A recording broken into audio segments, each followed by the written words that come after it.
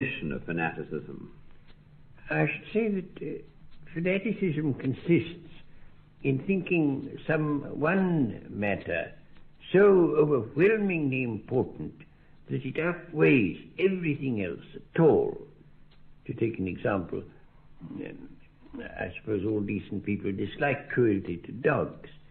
But if you thought that cruelty to dogs was so atrocious that no other cruelty should be objected to in comparison, then you would be a fanatic. But do you think this has happened a great deal in human history, that large groups of people have been seized with fanaticism?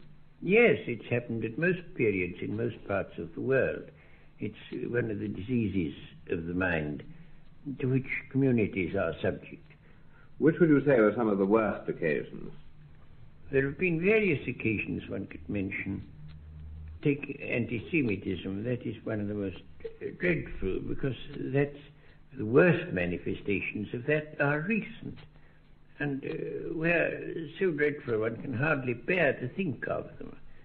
Well, that, though I know it isn't the right thing to say, it isn't considered the right thing to say, but anti-Semitism mainly came in with Christianity. Before that there was very, very much less. But the moment the Roman government became Christian, it began to be anti-Semitic. Why was that? Because they said that the Jews killed Christ, and so it gave them a justification for hating the Jews. I've no doubt there really were economic motives, but that was the justification. But why do you think people do get seized in large numbers with fanaticism? Well, it's partly that it gives you a cozy feeling of cooperation. A fanatical group all together have a comfortable feeling that they're all friends of each other. They're all very much excited about the same thing. You can see it in any political party. There's always a fringe of fanatics in any political party. And they feel awfully cozy with each other. And when that is spread about and is combined with a propensity to hate some other group, you get fanaticism well developed. But might not fanaticism at times provide a kind of mainspring for good actions? It provides a mainspring for actions, all right, but I can't think of any instance in history where it's provided a mainspring for good actions. Always, I think, for bad ones. Because it is partial, because it almost inevitably involves some kind of hatred. You hate the people who don't share your fanaticism. It's almost inevitable. But then if it gets taken over by economic considerations, say that like the Crusades, then fanaticism disappears and perhaps does no harm. Well, I don't know. I can't think of any good that the Crusades did. The Crusades had, of course, two different streams in them, a fanatical stream and an economic stream. The economic thing was very strong indeed, but it wouldn't have worked without the fanaticism. The fanaticism provided the troops and the economic motive the generals, roughly speaking.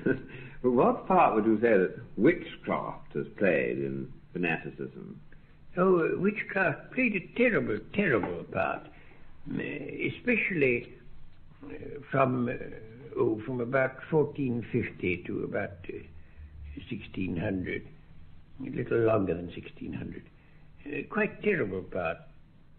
There was a work called The Hammer of Female Malefactors, which was written by an eminent ecclesiastic and inspired the most mad profusion of witch hunts, which the people themselves believed. I think it's very likely that Joan of Arc believed she was a witch. Certainly a great many people condemned as witches did believe they were witches. And there was an enormous spread of cruelty. Now, Sir Thomas Browne, you would say, when you read his works, he seems like a very humane and cultivated person. But he actually took part in trials of witches on the side of the prosecution, And he said that to deny witchcraft is a form of atheism, because after all the Bible says, thou shalt not suffer a witch to live. And therefore, if you don't think it's right to burn the people you think witches, you must be disbelieving in the Bible and therefore be an atheist. But how is it that quite sane people, on the surface at any rate, can be fanatical? Well, sanity is a relative term. Very, very few people are sane all through. Almost everybody has corners where they're mad. I remember once I was motoring in California on a very, very wet day, and we picked up a pedestrian who was getting wet through, and he inveighed against all kinds of race prejudice. He said it was the most dreadful thing, and I entirely agreed with him. And then somebody mentioned the Philippines, and he said, all Filipinos are vile. Well, you see, he had that little corner of insanity. But why do you attach so much importance to the subject of fanaticism? Because a very great part of the evils that the world is suffering are due to fanaticism. A very, very great part.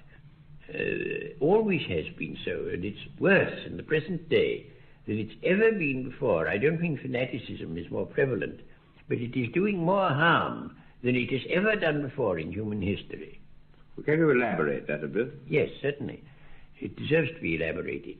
I think that the East-West tension, which is threatening us all in the most terrible fashion, is mainly due to fanatical belief in communism or anti-communism, as the case may be.